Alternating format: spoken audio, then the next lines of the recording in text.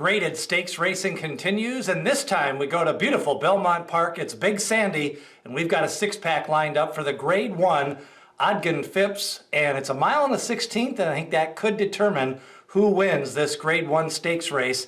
Let's start at the rail, and we've got a sprinter stretching out, and Pink Sands, interestingly enough, has 5 starts at Belmont Park, 2 seconds and 3/3, and she's kind of a sprinter who's stretching out. Had a big win last time out at Gulfstream Park, came from off the pace and just ran them down in the lane to pick up the 3-length victory. Pink Sands gets Jose Ortiz, and I think she's going to be tough to beat here on the stretch out, as I don't anticipate a fast pace. I think that rail draws well for her, as she can stay inside of the other speed. And of these 6 horses, only one of them has won at Belmont Park. Kind of an interesting fact.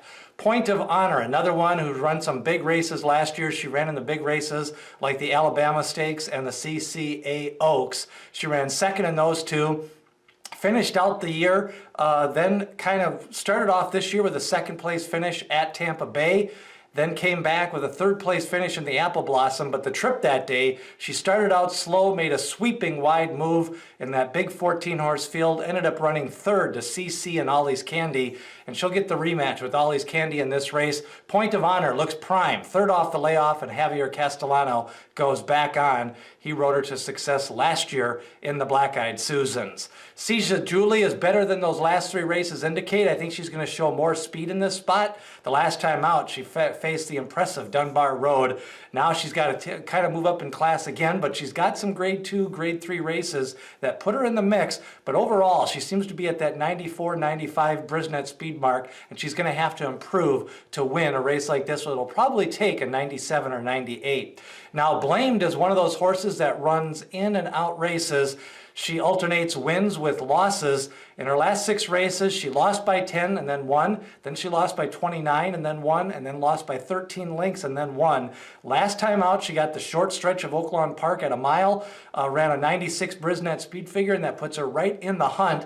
I think she's sharp right now, and Velasquez is riding as well as ever. I think Blamed is going to be my top selection in this race, as I think she gets the jump on maybe a horse like Point of Honor and possibly Pink Sands, but it should be a good race. Then you got Ollie's Candy, who I think is going to be a little overbet. That Apple Blossom was a big field, a 14-horse field, a fast pace, and Ollie's Candy went wire to wire that day, nose to nose, all the way around with CC. She ended up losing by a dirty head in that race, but I thought she was all out. I think she's going to bounce a little bit here. She shipped back to the West Coast. They gave her a couple of extra weeks, but CC came out of that race and was flat at Santa Anita, and I think Ollie's Candy, I don't think the one-turn mile works to her advantage here at a mile and a 16th.